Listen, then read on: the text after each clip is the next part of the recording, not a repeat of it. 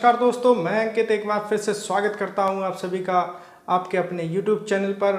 और आप जानते हैं कि इस YouTube चैनल पर मैं आपको दो विषय गणित और रीजनिंग पढ़ा रहा हूं। रीजनिंग के मैंने पहले भी लेक्चर डाले हुए हैं, आप उन लेक्चर्स को देख सकते हैं। और रीजनिंग में मैं एक लेक्चर आज आपके लिए फिर लेकर आया हूं, कैलेंडर पार्ट 2। कैलेंडर पार्ट 1 मैंने आपको पढ़ाया हुआ है, आप उसको देख सकते हैं। पहले आप कैलेंडर पार्ट 1 देखिए, उसके बाद कैलेंडर पार्ट 2 पर आइएगा, क्योंकि अगर आप पार्ट 1 नहीं देखेंगे तो आपको पार्ट 2 अधूरा लगेगा और कम समझ में आएगा। तो आइए मैं आपको आज कैलेंडर पार्ट 1 में कुछ बहुत ही महत्वपूर्ण जानकारियां दूंगा। मान लीजिए कि कोई प्रश्न आया कि इनमें से कौन सा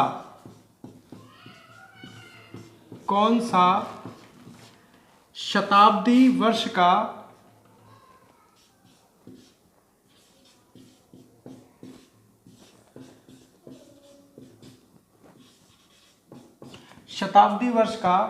अंतिम दिन नहीं हो सकता।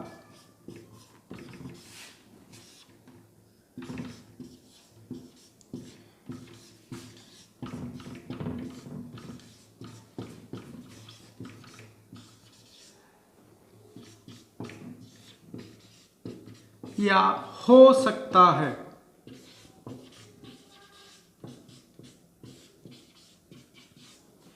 ये प्रश्न, इस तरीके के प्रश्न आपके बैंक के एग्जाम्स में पूछे जाते हैं कि इनमें से कौन सा दिन किसी भी शताब्दी वर्ष का अंतिम दिन हो सकता है या नहीं हो सकता है।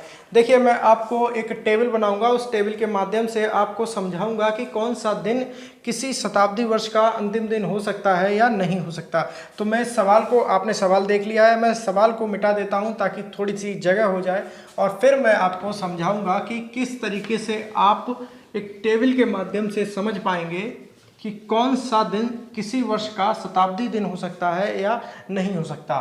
देखिए, शताब्दी आपको पता है कि किसको कहते हैं। देखिए, 2000, 2100, 2200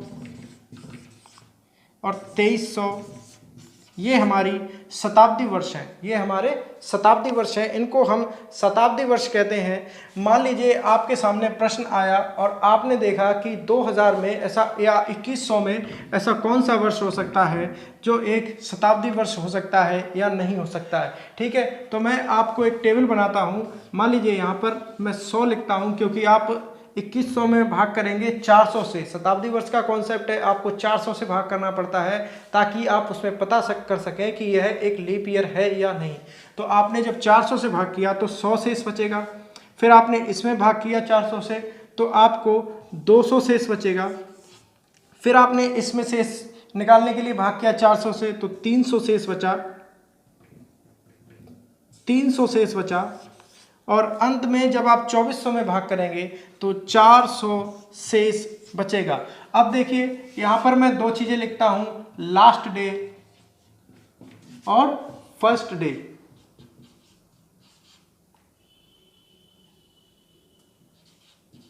फर्स्ट डे, ठीक है। एक इस तरीके से मैं टेबल बनाऊंगा जिसमें मैं किसी भी शताब्दी वर्ष के फर्स्ट डे और लास्ट डे को लिखूंगा।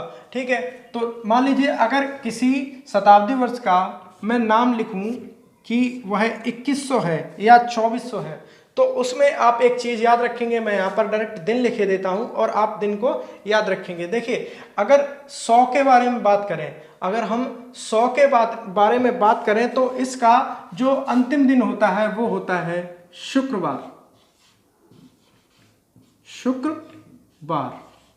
ठीक है, शुक्रवार होता है। किसी भी शताब्दी वर्ष का अंतिम दिन शुक्रवार होता है। और 200, जो मान लीजिए 2200 की बात करें तो 2200 में आपका जो 200 बचेगा उसका अंतिम दिन होगा वेडनेसडे, यानी कि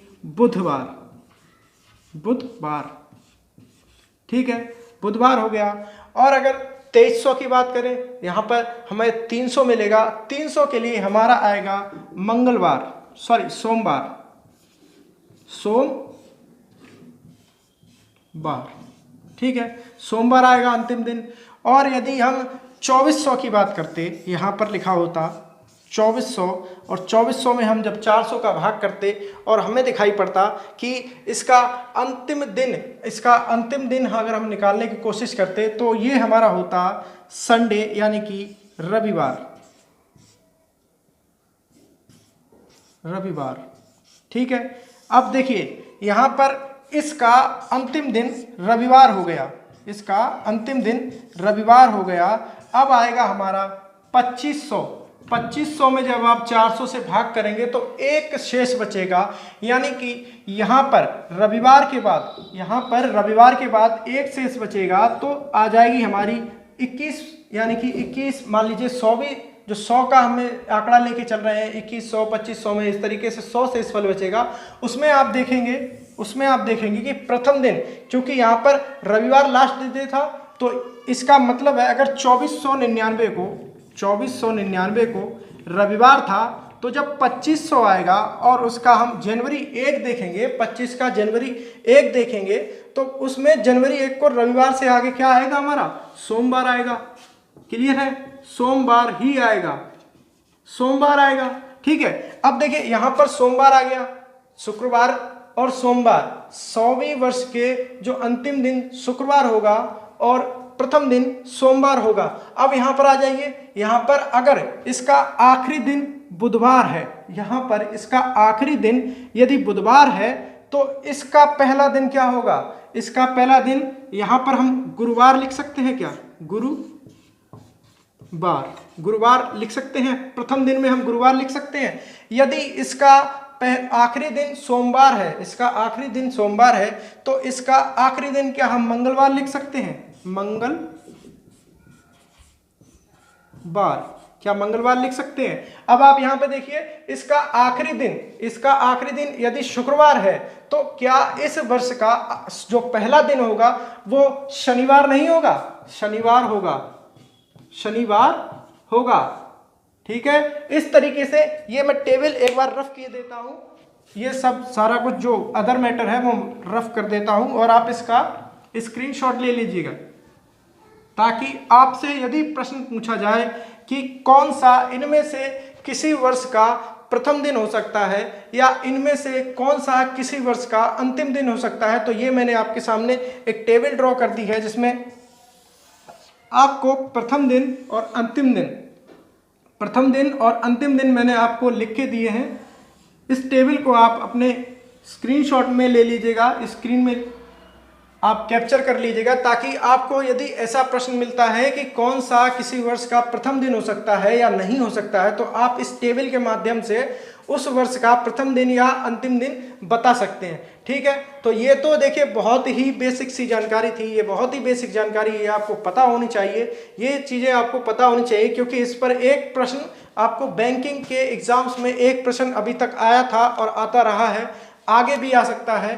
तो ये प्रश्न आपका 100% कहीं ना कहीं आपके लिए बेनिफिशियल होगा।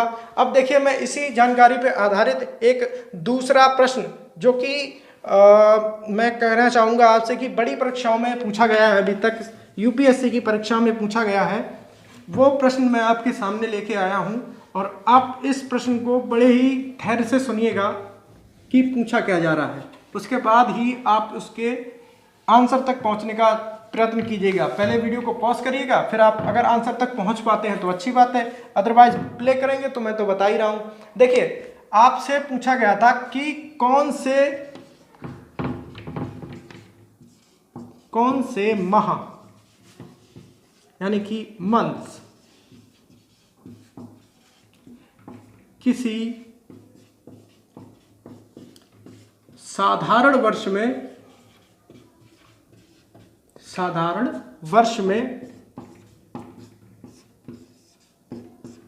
समान दिन से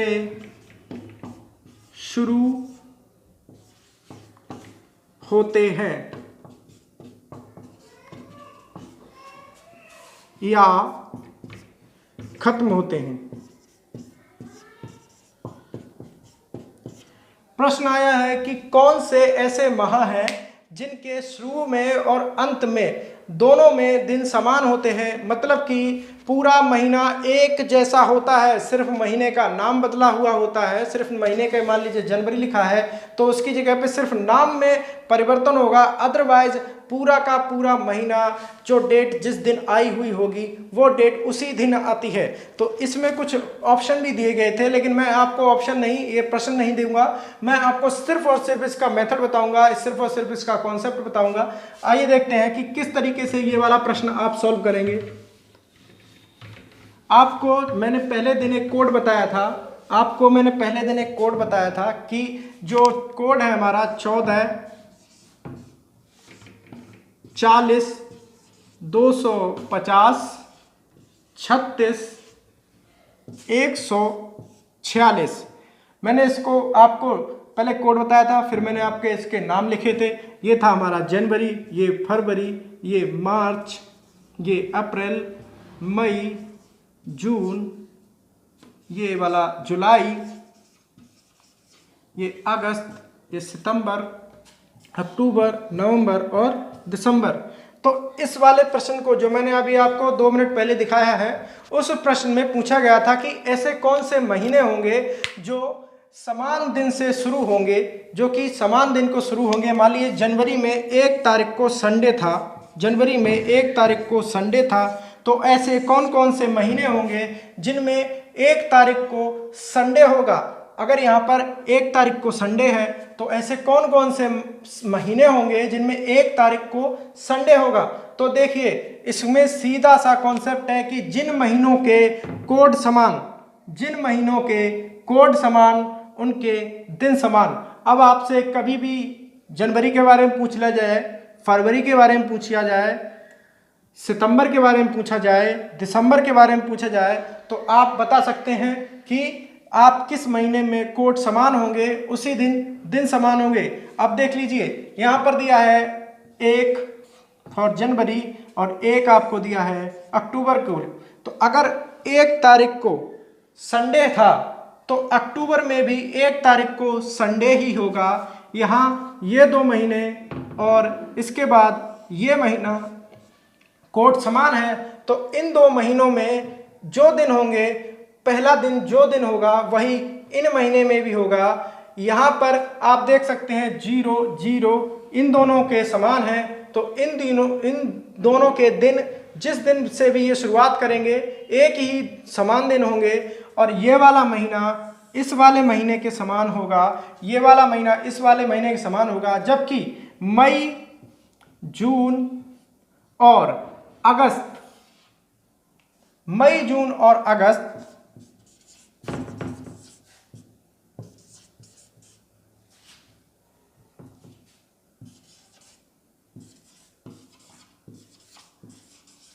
मई, जून और अगस्त के महीने यूनिक कैलेंडर होंगे, वो किसी भी अन्य कैलेंडर से मैच नहीं कर रहे होंगे, किसी भी अन्य कैलेंडर से मैच नहीं करेंगे। मई, जून और अगस्त के महीने ये साधारण वर्ष की बात है, ये सिर्फ एक साधारण वर्ष की बात है। अगर आपसे कहा गया है कि दिया हुआ वर्ष साधारण वर्ष है तो आपका ये कोड फॉलो करेगा, अदरवाइज मैं आपको लीप ईयर का कोड बता रहा हूँ, लीप ईयर का कोड भी मैं आपको यहाँ पर बता रहा हूँ।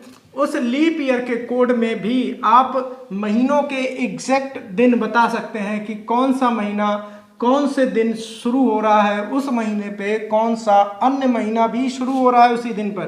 तो आपको लीप ईयर के कोड में ज़्यादा कुछ नहीं करना है। मैं पहले आपका साधारण वर्ष का कोड लिख रहा हूँ, 14 40 250 36 146, 14 40 250 36 146 ये हमारा है फॉर सिंपल ईयर या साधारण वर्ष के लिए। अब देखिए अगर आपसे लीप ईयर के बारे में पूछा जाए तो आपको इन 2 महीनों में सिर्फ बदलाव करना है, एक एक की कमी कर देनी है, यानी 1 आप घटाएंगे 1 में तो आएगा 0 और 4 में घटाएंगे तो आएगा 3, बाकी का सेम उतार दीजिए, ऐसा ही रहेगा, कोई भी बदलाव नहीं होगा। लेकिन आपका बदलाव हो चुका है। पहले यहाँ ये वाला महीना और ये वाला महीना समान था, अब यहाँ ये वाला महीना ये वाला महीना, ये वाला महीना और ये वाला महीना समान हो चुका है। पहले मैंने आपको बताया था कि ये वाला महीना यूनिक था, लेकिन इस बार ये वाला महीना इसके साथ यूनिक नहीं होगा। ये वाला महीना इसके साथ जुड़ जाएगा और यूनिक कोड नहीं देगा, लेकिन फिर भी मई और जून आपके यूनिक कैलेंडर होंगे, यूनिक कैलेंडर होंगे। ये फिर भी आपके किसी भी अन्य दिन के तरह शुरू नहीं होंगे, यानी किसी भी अन्य महीने में जो दिन पहले दिन होगा वो यहाँ नहीं होगा, यहाँ अलग दिन से शुरुआत हो रही होगी। आप ये चेक करेंगे, अपने कैलेंडर आपके घर पे रखा होगा। आप इस वर्ष 2020 में ये एक लीप ईयर है, आप चेक कर सकते हैं कि जनवरी का महीना हमारा जो जुलाई का महीना और अप्रैल का महीना है, यहाँ पर आपको समान दिन से शुरुआत होती हुई मिलेगी। समान दिन से शुरुआत का मतलब है कि अगर यहाँ मंडे हो रहा होगा तो यहाँ भी मंडे और यहाँ भी मंडे, इन दोनों जगह पे भी मंडे होगा। ठीक है, समझ गए आप लोग इतनी बात? तो आइए चलते हैं और आगे के प्रश्नों के और चलते हैं जो कि महत्वपूर्ण है। और इस बार इस क्लास में मैं आपको कुछ और भी बताऊंगा जो इस महीने से, इस जो कोड है उससे संबंधित होगा, इस कोड से संबंधित होगा। देखिए, आपसे पूछा जाता है कि मान लीजिए आपसे प्रश्न आया कि 20 अगस्त, इस वर्ष की बात करें 2020 की, तो 20 अगस्त 2020 को यदि मंगलवार है, मंगलवार है, तो आप बताइए 20 दिसंबर को क्या होगा। साधारणतः किताबों में लिखा होता है कि आप यहाँ से लेकर यहाँ तक जितने महीनों का गैप है उन महीनों के ऑड डेज निकालिए, उनको जोड़िए और 7 से भाग कीजिए। जितना आगे आ गया, जितना पीछे आ गया वो आप यहाँ पर रख दीजिए, मंगलवार में रख दीजिए। मंगलवार से आपका दिन निकल आएगा। लेकिन आप अगर कोड्स का प्रयोग करते हैं, क्योंकि ये हमारा एक लीप ईयर है और लीप ईयर का प्रभाव केवल जनवरी और फरवरी में पड़ता है, इसलिए यहाँ पर हम सीधा लिख सकते हैं 0, 3, 40, 250, 36, 146। अब आपको देखना है अगस्त, तो ये मेरा जुलाई है और ये मेरा अगस्त है। आप देख सकते हैं जनवरी, फरवरी, मार्च, अप्रैल, मई, जून, जुलाई, अगस्त। अगस्त का कोड हुआ 3 और दिसंबर का कोड हुआ 6। यानी आपको पता चला कि अगस्त में जो महीना 1 तारीख को जिस दिन शुरू हुआ होगा उससे 3 दिन आगे बढ़कर आपका दिसंबर का महीना शुरू हुआ होगा। यानी कि अगर यहाँ पर मंगलवार है तो आप इससे 3 दिन आगे चले जाइए, 20 तारीख को आपको वो वाला दिन मिल जाएगा। मंगलवार के बाद आप आएंगे पहला दिन बुधवार, गुरुवार और शुक्रवार, यानी कि आपका शुक्रवार होगा। शुक्रवार आपका उत्तर होगा। ये आपका जो ये कोड है, ये कोड आपका बहुत हेल्प करने वाला है हर प्रकार के प्रश्नों में। चाहे वो किसी भी, मान लीजिए यहाँ पर 2020 ना दिया होता और आपसे इस तरीके के प्रश्न पूछे जाते हैं कि किसी वर्ष में यदि 20 अगस्त को फलाना दिन है तो उस वर्ष में आप बताइए कि इस दिन कौन सा दिन होगा, इस तारीख पे कौन सा दिन होगा। तो आप इस कोड के माध्यम से आप बहुत ही आसानी से उसको निकाल पाएंगे। उस जो पैटर्न पे आपको आधारित प्रश्न आएंगे उसको आप बहुत ही आसानी से कर पाएंगे। ठीक है, तो मैंने ये डेमो करके दिखाया है आपको। इस तरीके के प्रश्न आप और अपने प्रैक्टिस बुक में तैयार कीजिए, उसमें आप लिखिए और फिर उन प्रश्नों को हल करने का प्रयास कीजिए। उन प्रश्नों को आप हल करेंगे, आपकी प्रैक्टिस अच्छी हो जाएगी। आपकी प्रैक्टिस अच्छी होगी तो आप एग्जाम हॉल में अधिक स्कोर कर पाएंगे, आपको टाइम कम लगेगा और आप अच्छे नंबर ला पाएंगे। ठीक है, तो चलिए आगे की ओर बढ़ते हुए मैं आपको एक और तरीके के प्रश्न बताता हूं जो कि मैंने आपको पिछली कक्षा में कराए हुए हैं, लेकिन उसमें मैंने आपको सिर्फ 1900 के प्रश्न कराए थे। यानी 1900 सदी में जितने भी डेज करवाए थे वो उसी सदी के थे। आज मैं आपको 2000 सेंचुरी के डे करवाऊंगा। मान लीजिए कि मैंने आपको 1971 का कोई डेट निकलवाया था, तो उसमें मैंने आपको बताया था कि तारीख, जो आपको तारीख दी है वो प्लस अंतिम 2 अंक वर्ष के अंतिम 2 अंक, ठीक है। उसके बाद लीप ईयर की संख्या,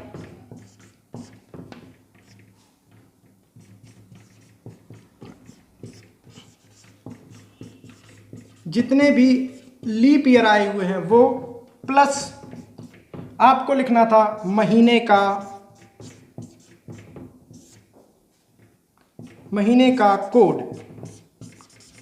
ये स्टेप थे आपके 4। इसको सबको जोड़ना था, ऐड करना था और 7 से डिवाइड करना था। ये हमारा प्रोसीजर होता था 1900 की किसी भी तारीख के लिए। ये आपका प्रोसीजर सत्य है, इसमें कोई दोहराए नहीं है। आप कोई भी तारीख निकालिए, आपका 100% आंसर आएगा। बस आपके तारीख, अंतिम 2 अंक, लीप वर्षों की संख्या, महीने के कोड, 7 से भाग करना, आपका कहीं गलत ना हो, आपका दिन भी कहीं गलत नहीं होगा। ये दावा है, ठीक है। तो इस दावे को आगे बढ़ाते हुए मैं आपको आज लीप वर्षों पे जो आधारित होता है वो भी मैंने आपको बताया। आज मैं आपको 2000 सदी यानी कि जो अभी चल रहा है 2020, इस सदी में जो प्रश्न किए जाएंगे उन प्रश्नों के लिए आपको अप्रोच बताऊंगा। और बाकी के जो बीत गया है और जो आने वाला है उन सारे प्रश्नों को आपको इसी अप्रोच से करना है। उसके लिए डिफरेंट अप्रोच होंगी तो मैं आपको इंगित करता रहूँगा, ठीक है। तो देखिए, अगर आप 1900 से कोई भी दिन निकालना चाहते हैं, उस दिन की तारीख निकालना चाहते हैं, तो ये आपका मेथड था जो मैंने अभी डिस्कस किया। अब देखिए 2000 के लिए आपको करना है सिर्फ इतना कि पहले लिखनी है तारीख, सिर्फ एक स्टेप बढ़ेगा, प्लस अंतिम 2 अंक पता होगा आपको, वर्ष के अंतिम 2 अंक लिखने हैं। नेक्स्ट, लीप ईयर की संख्या, कितने लीप ईयर आए हैं, ठीक है, उनकी संख्या, प्लस महीने का कोड,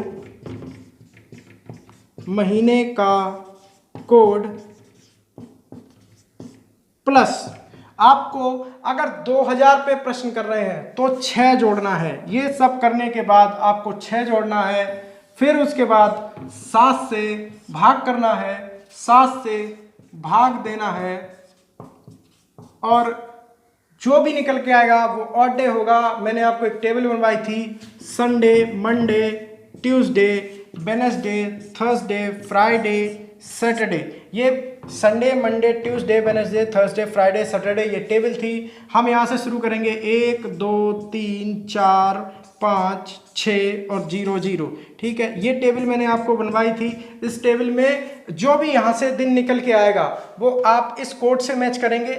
जो भी आपका कोड है वो आप उस कोड को दे देंगे, ठीक है। 0 0 निकल के आया तो ये 6 निकल के आया, ये 5, ये 4, ये 3 2 1, इस तरीके से आप इसको दे देंगे।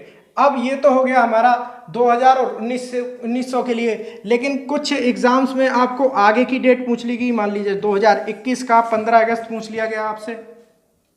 15 अगस्त महत्वपूर्ण है हम लोगों के लिए। 15 अगस्त को हम लोगों को आज़ादी मिली है।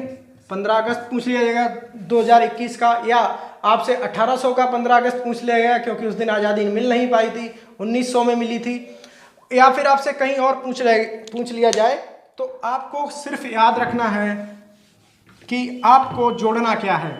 देखिए 2000 के लिए आपको जोड़ना है 6, ये हो गया हमारा 2000 के लिए। अगर 2100 आ जाए तो यहाँ से आप 2100 पे जाएंगे तो आपको जोड़ना है 4, 2200 पे आएंगे तो आपको जोड़ना है 2, ठीक है। फिर आएगा 2300 और 2300 में आपको जोड़ना है 0।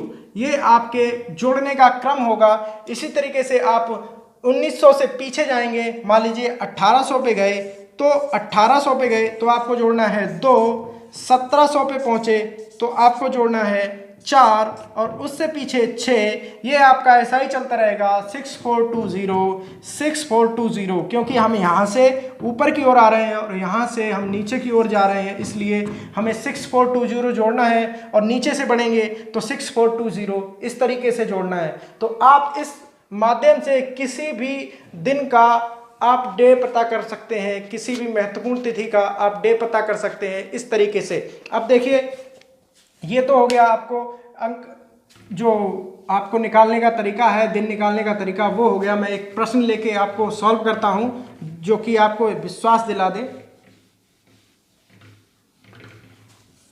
देखिए, आज मान लेते हैं कि 25 जून है और गुरुवार है। 25 जून है और गुरुवार है।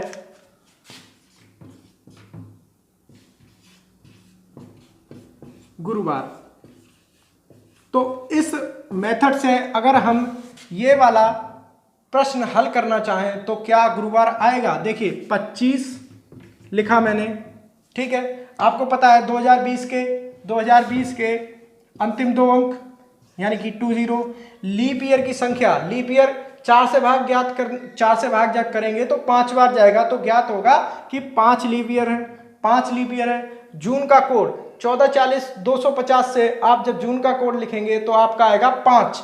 आपने एक और 5 लिखा। ये तो हो गया मेरा प्राइमरी मेथड जो मैं 1900 के लिए यूज करता था। मैंने 2000 के लिए आपको बताया है कि आपको 6 और जोड़ना है, 6 और जोड़ना है, उसके बाद सभी को जोड़ना है और 7 से भाग करना है। तो 5 5 10 5 15 6 21 का 1, हमारा बचा 2, 2 और 2 4, 4 और 2 6, 6 यहाँ पे लिखा, 7 से भाग किया, 7 से भाग करेंगे, 7 अट्ठे 56, 7 अट्ठे 56, आपका बचा 5। और मैंने आपको टेबल लिखाई थी, थर्सडे में उसमें 5 होता है, थर्सडे में उसमें 5 होता है। तो क्या मेरा आंसर आपका मैच कर रहा है? थर्सडे में 5 होता है, तो क्या आंसर आपका मैच कर रहा है कि 25 जून को गुरुवार ही होगा? 25 जून को गुरुवार ही होगा। क्या ये मैच कर रहा है? अगर शेष आया 4 और 1 5, 5 आपका शेष आया। टेबल बनाइए, Sunday, Monday, Tuesday, Wednesday, Thursday, Friday, Saturday, 1 2 3 4 5 6 0 0। तो क्या आपका थर्सडे निकला? क्या आपका थर्सडे निकला? मैंने आपको बताया है कि 05 पे आपका थर्सडे है, तो क्या आपका थर्सडे निकला? थर्सडे फिर से आपका आया थर्सडे, ठीक है। मैंने दो बार आपको मैंने ये क्वेश्चन करके दिखाया। पहले बार भी थर्सडे था, दूसरे बार भी थर्सडे था। तो आप क्या इस चीज़ को वेरीफाई कर पाए कि क्या ये मेरा मेथड है जो वो सही है या गलत है? तो आइए मिलते हैं एक और प्रश्न से जो कि आपका पूछा जा सकता है। अभी तक तो पूछा नहीं गया है, लेकिन संभवतः मैं बताना अपनी जिम्मेदारी समझूंगा कि आपको इस तरीके के प्रश्न अगर पूछ लिए जाएं तो ज्ञात होने चाहिए।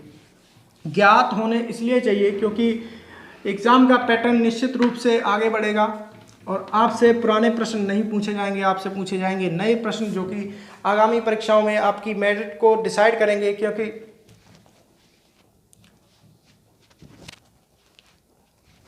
क्योंकि सरल क्वेश्चंस तो हर कोई कर लेगा, मेरिट डिसाइडिंग क्वेश्चन होते हैं वो क्वेश्चन जो थोड़े से ट्रिकी होते हैं। और उन क्वेश्चंस पे देखिए मैं आपको बता रहा हूं कि जब भी किसी वर्ष के अंतिम 2 अंकों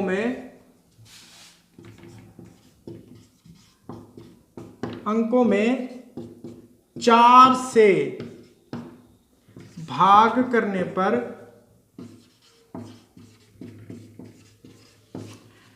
शेष के रूप में शेष फल। अब देखिए मैं पॉइंट वाइज लिख के आपको समझाऊंगा। पॉइंट वाइज आपके क्वेश्चन में लिखूंगा। यहां पर मैं 3 प्रकार के क्वेश्चन लिखूंगा। यदि नंबर 1 यदि 1 आता है, नंबर 2 2,3 आता है, 2,3 आता है और नंबर 3 0 आता है। तो ऐसा वर्ष जिसमें 1 आता है, ऐसा वर्ष 6 वर्ष बाद पुनरावृत्ति होगा। 6 वर्ष बाद पुनरावृत्ति होगा। 2,3 आता है, वह 11 वर्ष बाद, ठीक है, 11 वर्ष बाद पुनरावृत्ति होगा। और यदि 0 आता है तो वह वर्ष 28 वर्ष बाद आएगा, यानी कि 28 वर्ष बाद आएगा। यानी कि अगर आप 2028 में किसी भी एक दिन का अगर आप ग्राफ निकालना चाहें तो 2028 में आप किसी भी एक दिन का ग्राफ निकालना चाहें तो 2028 में आप करेंगे 4 से भाग 28 में, और वहां पर आपको शेष के रूप में 00 प्राप्त होगा। 7 बार कट जाएगा 4 से और 00 प्राप्त होगा, यानी कि वह वर्ष 28 आपका 28 वर्षों के बाद आएगा। ऐसा वर्ष 28 के समान वर्ष 28 वर्षों के बाद आएगा, यानी कि वह वर्ष आपको 56 में देखने को मिलेगा, 2056 में। अब आप बात करते हैं 2020 के लिए, तो जो 2020 के आखिरी के 2 अंक हैं 20, उसमें आप 4 से भाग करेंगे तो आपको 00 मिलेगा, यानी कि यह वर्ष जो 2020 आपका वर्ष चल रहा है, यह वर्ष आपका पुनरावृत्ति समान इसी मतलब कि फरवरी भी 29 का, और जो दिन फरवरी 29 को है वह दिन भी उसी दिन को, ऐसा वर्ष उस दिन आएगा जब आप 20 में 28 जोड़ देंगे, यानी 48 2048 में आपका समान वर्ष होगा। अब देखिए इसका जो मेथड है वो एक किताब या 2 किताबों में आपको दिया रहेगा। इसको निकालने का तरीका ये होता है कि ऑड डेज पे ये सारा खेल चलता है। ऑड डेज, जितने भी ऑड डेज होते हैं वो जुड़कर सप्ताह का एक दिन बना लेते हैं, और वह जब सप्ताह पूरा बन जाता है तो वही वर्ष आपका रिपीट हो जाता है। अब देखिए कुछ किताबों में एक वर्ष दिया हुआ है 1900, आपको दिखेगा 1990, और पूछा गया है कि यह वर्ष किस वर्ष पुनरावृत्ति होगा। तो आपके कुछ किताबों में 1996 इसका आंसर दिया गया है। अब आप इसी बात को अंदाजा लगाइए कि यहाँ 1990 आपका एक साधारण वर्ष है, यानी कि 365 दिन। 1990 आपका एक साधारण वर्ष है, यानी कि 365 दिन, और 1996 आपका लीप वर्ष है, तो 366 दिन आपके निकलेंगे लीप वर्ष में। तो ये वर्ष इसके समान कतई नहीं हो सकता। आंसर उसमें संभवतः गलत दिया हुआ है या फिर उनके प्रिंटिंग में कुछ मिस्टेक हो गई हो, ये वर्ष इसके समान नहीं होगा, बल्कि 1990 का जो वर्ष होगा आप 90 लीजिए इसमें से और उसमें भाग करिए 4 से। तो आप जब 4 से भाग करेंगे तो 4 दूनी 8, बचेगा 1, हो जाएंगे ये 10, फिर 4 दूनी 8, यानी कि आपके 2 रिमाइंडर बन जाएंगे, 2 आपका रिमाइंडर बनेगा। और मैंने आपको लिखा है यदि 2,3 शेष आता है तो 11 वर्षों के बाद आपका यह वर्ष पुनरावृत्त हो जाएगा, यानी कि 1900 का वर्ष हमें 2001 में एज इट इज इसके जैसा समान कैलेंडर मिलेगा। यानी कि अगर इस वर्ष का कैलेंडर हम ना फेंकें तो वह कैलेंडर आपका 2001 में काम कर जाएगा। ठीक है, तो इस तरीके से आपको इस प्रश्न को हल करना है, इस तरीके के प्रश्नों को हल करना है। याद रखेंगे सिर्फ 3 बातें इसमें हैं। पहली बात कि यदि आपका 1 शेष आता है तो कैलेंडर आपका 6 वर्ष बाद रिपीट होगा। दूसरी बात, अगर आपका 2,3 शेष आता है तो कैलेंडर आपका 11 वर्षों के बाद रिपीट होगा। और यदि 0 आता है तो वह कैलेंडर आपका 28 वर्षों के बाद रिपीट होगा। और दुनिया का कोई भी कैलेंडर आप उठा लीजिएगा, दुनिया का कोई भी कैलेंडर वह 28 वर्षों के बाद रिपीट हो जाता है, एज इट इज आपका रिपीट हो जाएगा। यानी कि 2020 से लेकर आपके जितने भी कैलेंडर पीछे पड़े हुए हैं, जो साबुत हैं, बचे हुए हैं, उनको आप रख लीजिए। और 28 के बाद वो एज इट इज, यानी कि 28 वर्षों के बाद एज इट इज वहां से आप जोड़ लीजिए। 19 का कैलेंडर है 2019 का, वो 28 वर्षों के बाद रिपीट हो जाएगा। 2020 का वो 28 वर्षों के बाद रिपीट हो जाएगा। 21 का 28 वर्षों के बाद रिपीट हो जाएगा। यानी आपको 28 वर्षों के सिर्फ कैलेंडर इकट्ठे करने हैं, और आपको फिर कभी कैलेंडर खरीदने की जरूरत नहीं पड़ेगी, आपके वही कैलेंडर काम करते रहेंगे, क्योंकि 28 वर्षों के बाद हर कैलेंडर रिपीट हो जाता है। तो इसी के साथ मैंने आपको एक बहुत ही अच्छी जानकारी दी है या ख़राब जानकारी दी है। आप कमेंट्स करिएगा कि आपको जानकारी कैसी लगी, ये वीडियो कैसा लगा, इस बारे में भी कमेंट करिएगा।